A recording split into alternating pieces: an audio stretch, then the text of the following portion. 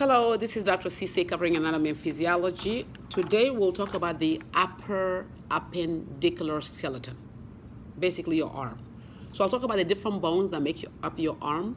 There are names and some features you need to know about them, right? So this is the whole thing, right? Of course, this is going to be the humerus, the radius on the thumb side, and the ulna.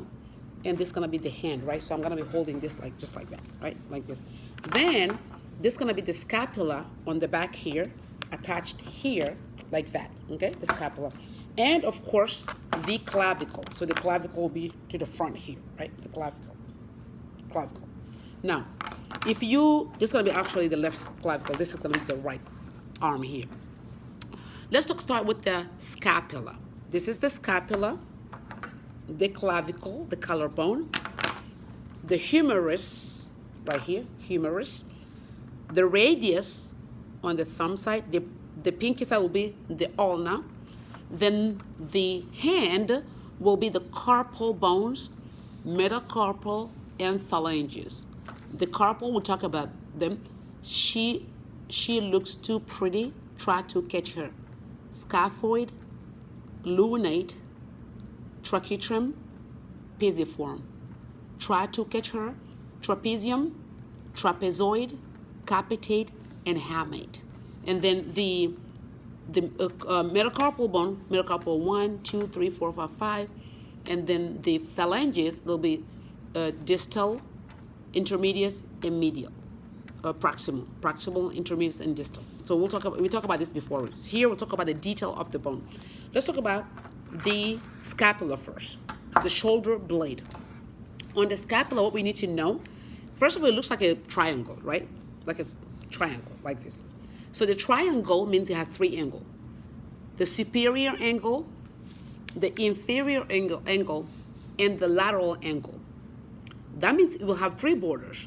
The superior border, the lateral border, and the medial border. So we have angles and borders. Then when I turn to the back, you will see the spine of the scapula. And the spine will continue to become the acromion. Remember we talked about the acromial region? It's named after this part of the scapula. Acromion. Acromial region, acromion. Spine, acromion. And then when you look at here, this bone, the humerus, goes into a hole here, right? The hole in which it goes, fossa, is called the glenoid cavity. In front of the glenoid cavity, you will see an extension process called the coracoid process. The coracoid process. So the spine, acromion, coracoid process. And these are the angles and the border. Now, you will see that the scapula will have some fossa, like some kind of hole you can put things in. These are spaces for muscle attachment. The one above the spine is called the supraspinous fossa. Supraspinous fossa. The one below the spine here is called the infraspinous fossa, right here. I'm putting my hand. Infraspinous fossa. Then the fossa in front, so when I put this one here, it'll be like in front anteriorly, is called the subscapularis. Subscapularis. It means below the whole scapula. But here is infraspinous because it's below the spine. Supraspinous above the spine. That's going to be the scapula. Then the collarbone is the clavicle. One part of the collarbone, the one that's flat like this, it looks like a tapered. It comes to the sternum. But the one that's kind of tapered will be attached to the acromion, right? So that's why it's called the acromial end and the sternal end. Let's talk about the humerus now. The humerus will have head and shaft.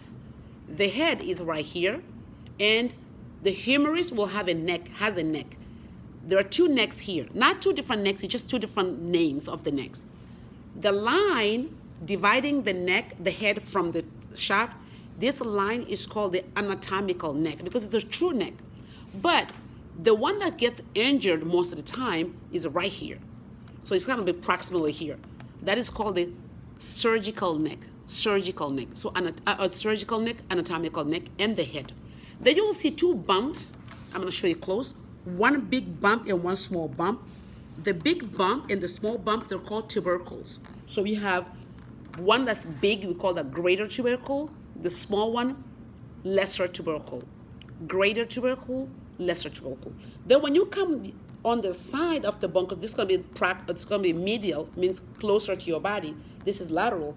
You will see a little rough area called the deltoid tuberosity.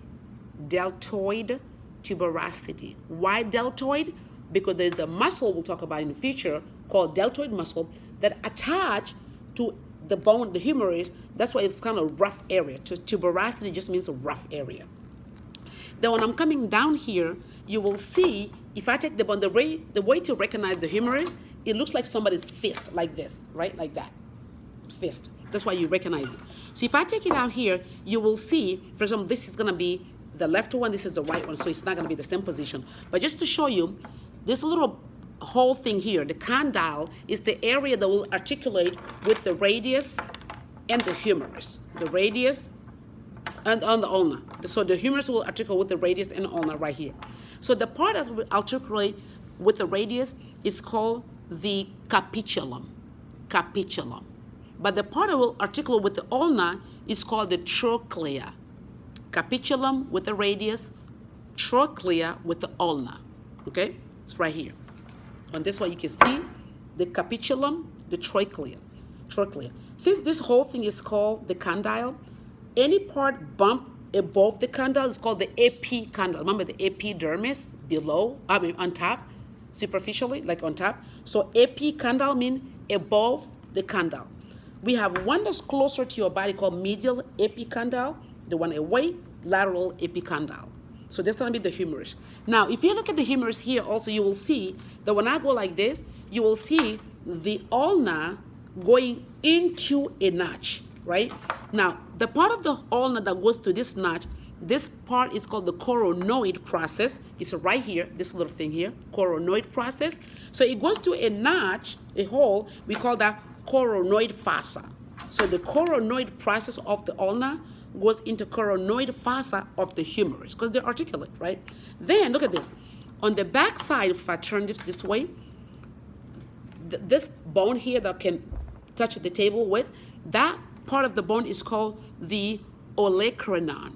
Remember the olecranon process, olecranon region? So the olecranon process go into a fossa on the back, on the posterior part of the humerus. So that fossa will be here. It's a bigger fossa right here. It's called the olecranon fossa. So the olecranon go into olecranon fossa. The coronoid process of the ulna goes into the coronoid fossa of the humerus because they go together, right? So when I come here, also you will see on the radius you have a bump. It's called the radial tuberosity. On the ulna also you will see a little bump. It's called the ulnar tuberosity.